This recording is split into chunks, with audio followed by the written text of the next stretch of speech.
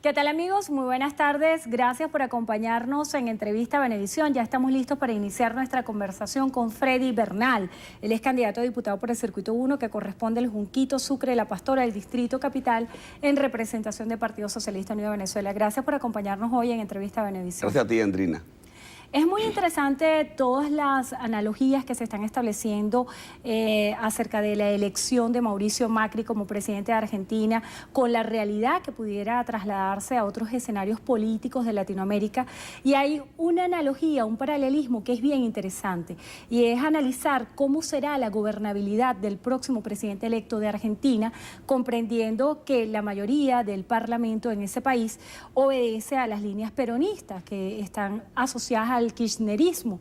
Es muy interesante analizar qué sucedería en Venezuela a partir del 7 de diciembre si se viera fragmentada la gobernabilidad del presidente Nicolás Maduro. ¿Cómo piensa usted sería ese escenario para Venezuela? Fíjate que al señor Macri no le va a tocar nada fácil, puesto que el kirchnerismo construyó un proyecto de integración, de desarrollo, de inclusión de las grandes mayorías que le ha permitido el control de las gobernaciones, de la asamblea, de los sindicatos, del movimiento obrero, y por supuesto eso hace muy complejo la gobernabilidad. Así que el señor Macri está metido en un paquete de grandes ligas. Y aquí la oposición venezolana tiene una oferta engañosa. ¿Por qué la llamo yo oferta engañosa?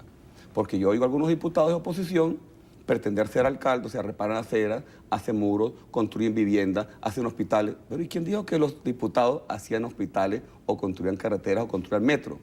La elección que está planteada el 6 de diciembre es la elección parlamentaria. No estamos eligiendo al Ejecutivo y mucho menos al presidente de la República, quien constitucionalmente estará hasta el año 2019. Entonces, en Venezuela, que la inmensa mayoría de los venezolanos y venezolanas está claro de un gobierno de inclusión, de desarrollo durante 16 años continuos, no se va a suicidar, no se va a lanzar a una piscina vacía. Porque, fíjate, dos ejemplos muy cortos.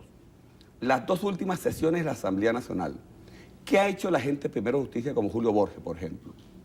En la última sesión estuvo en contra del aumento de pensiones para nuestros abuelos y nuestras abuelas. En la anterior, ¿qué hizo la oposición? Votó en contra del aumento de sueldos y salarios para la población venezolana. Entonces, cuando tú ves que un sector de la oposición va a la asamblea en contra del gobierno, tú te haces la siguiente pregunta. Si eso es con una expresión pequeña en la asamblea, ¿cómo fuese la locura si obtuvieran, aunque sea, una mayoría simple? Sin duda alguna, irían a desestabilizar, irían en contra de las misiones, no aprobarían los créditos adicionales e irían a jugar a la ingobernabilidad. Pero además, Andrina, hay una cosa interesante. El señor dirigente de la oposición, señor que se llama Chucho Torrealba, dijo ayer una cosa que es para la reflexión. Dicen que el objetivo de la oposición venezolana es ir a la batalla por los presos políticos. O sea, no es por la educación, ni por la salud, ni por la vivienda, ni por la seguridad social. Además hay que decirlo, ¿cuál es preso político? Una cosa es preso político y otra cosa son políticos presos. Y el tercer elemento con que tú me preguntas de Macri. Resulta que ahora la oposición venezolana está celebrando el triunfo de Macri como que si fuese el triunfo del 6 de diciembre. Y a mí me da tristeza. ¿Por qué? Porque significa que la oposición venezolana ni tiene proyecto político ni tiene líder. Ahora ya no es Leopoldo, ya no es Capriles, ahora todos somos Macri. Bueno, allá ellos con su propuesta. Mientras nosotros tenemos una propuesta de inclusión y de continuar con las misiones, con las pensiones, con las canaimitas, con las computadoras, en sí, con el desarrollo del país, la oposición venezolana juega al caos, juega a la desestabilización y juega a tener una mayoría simple para perturbar al gobierno. Por eso, un pueblo inteligente como el pueblo nuestro no va a suicidarse el 6 de diciembre y va a apostar efectivamente a que continúe el gobierno socialista. Hablando en ese sentido de la continuidad, ¿usted cree que es posible la continuidad con el rechazo en los sectores populares? Porque muchos voceros de la oposición venezolana que se han sentado allí en ese mismo lugar donde usted está, dicen que una de las conquistas más grandes de la oposición en estas próximas elecciones parlamentarias va a ser la conexión con los sectores populares. También escuchábamos declaraciones de Henry Ramos Ayub que decía que a los chavistas o a ustedes, los representantes del oficialismo, ya en los sectores populares los rechazan. Mira, Andreina, Yo quiero aprovechar un saludo a Isbeth y a Narcisa. ¿Quiénes son Isbeth y Narcisa? Yo vengo ahorita de recorrer el urbanismo de la calle Mauri en Catia. Saludo a estas hermosas mujeres dirigentes. ¿Qué te estoy diciendo yo? Mira, a mí me da risa esa pregunta que tú me haces, porque a mí me gustaría que nos acompañaran a los sectores populares para que vean que el chavismo no era un hombre, el chavismo es un sentimiento que está en el corazón, en el alma, en el tuétano de los huesos de nuestra gente. El chavismo no murió con haber desaparecido físicamente el comandante Hugo Chávez. Según Data Análisis, no lo digo yo, señaló hace 15 días que el 56% de la población venezolana se asume chavista. Yo estoy en un circuito que es La Pastora, El Junquito y la Parroquia Sucre. Y he estado caminando incluso hasta 13 horas continuas. ¿Y qué encuentro yo en esos recorridos? Por supuesto, no vamos a tapar el sol con un dedo. Hay una que otra persona descontenta, sin duda alguna. Decir lo que no sería tapar el sol con un dedo. ¿Por qué? Porque ha habido una tenaza económica sobre el país y hemos vivido 2 años y medio duros, de cola, secuestro de productos, inflación. Y por supuesto que eso impacta, no lo vamos a negar. Y eso lo encuentra uno en los recorridos. Pero cuando uno compara algunas pequeñas expresiones a las que uno le dedica 10, 15 minutos a explicarle por qué ha pasado esto, la inmensa mayoría está consciente que, a pesar de las dificultades económicas que hemos vivido en estos últimos 2 años, esto es un pueblo que no se regresa, esto es un pueblo que no se devuelve, esto es un pueblo que el comandante Hugo Chávez le rescató su dignidad, le rescató su oportunidad. Y mira, y muy corto, yo estaba hablando ahorita con la gente que estaba con su casa destruida en Federico Quiroz, que la sacamos de Blandín, que la sacamos de Tacagua, y hoy, ojalá tú pudieras visitarlo, o cualquiera, unos hermosos apartamentos, allí en la calle Mauri, hermosos, con unos jardines en el centro, con parques para los niños, a una cuadra de la avenida Sucre. Entonces, miles de hombres y mujeres que vivían en un rancho, que vivían casi en la indigencia, que vivían en una zona de alto riesgo, hoy viven dignamente gracias a Hugo Chávez y al presidente Nicolás Maduro. Y no solamente ellos, sino la expectativa. Al lado de su urbanismo estamos construyendo otro. ¿Qué significa?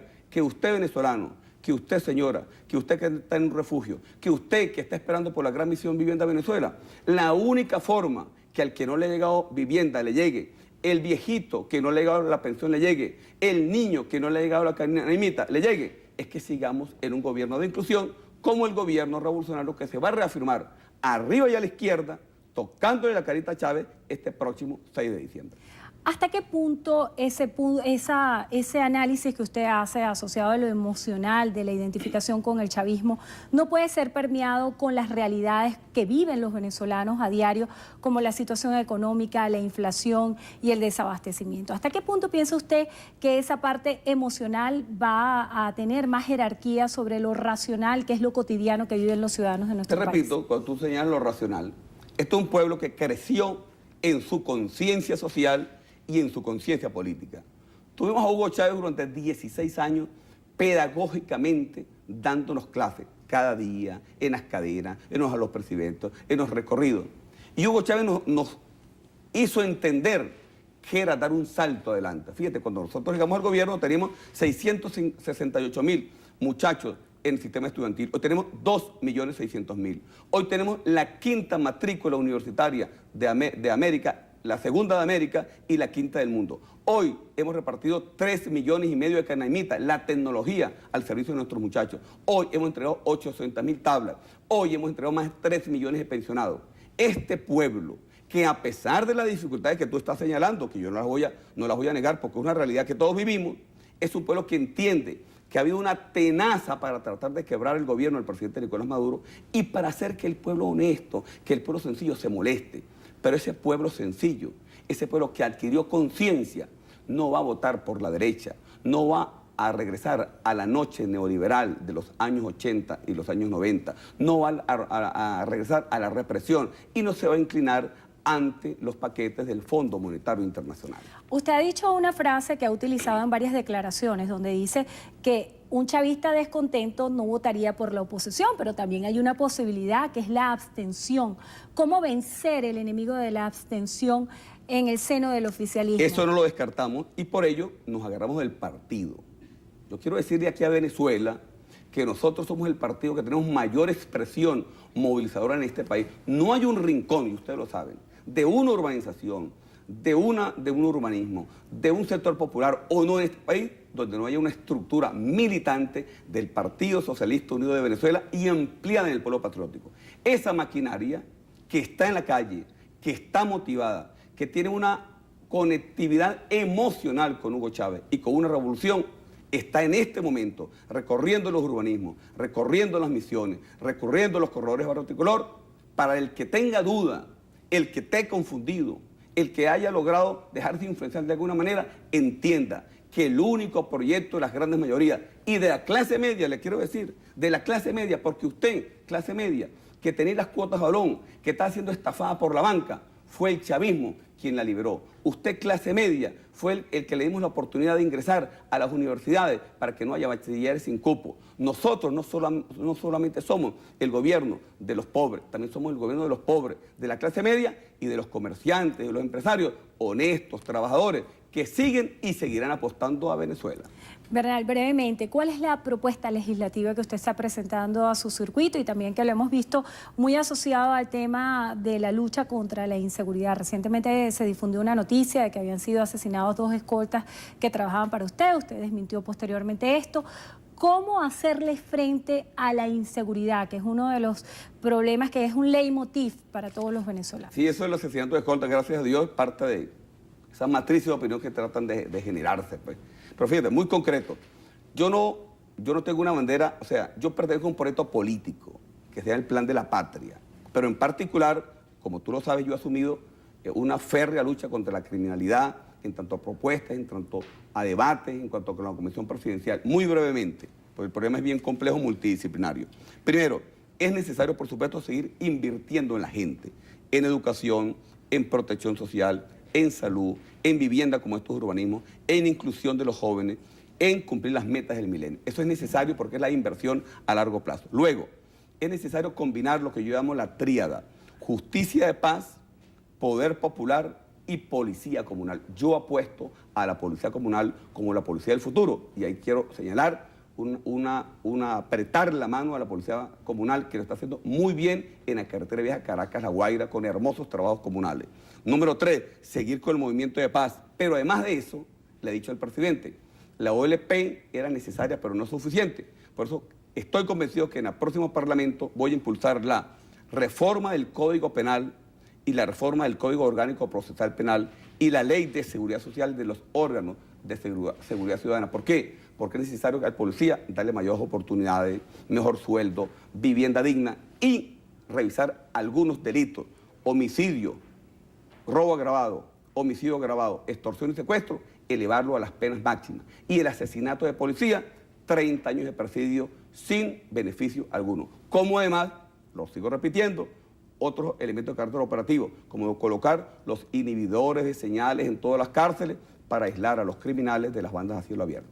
El problema de la criminalidad lo estamos dominando, lo vamos a dominar, pero te digo, las medidas que hemos estado tomando en los últimos meses son muy positivas, pero necesitamos puntualizarlas porque la criminalidad decidió desafiar al Estado de Derecho, enfrentar a la policía y desafiar a usted como sociedad.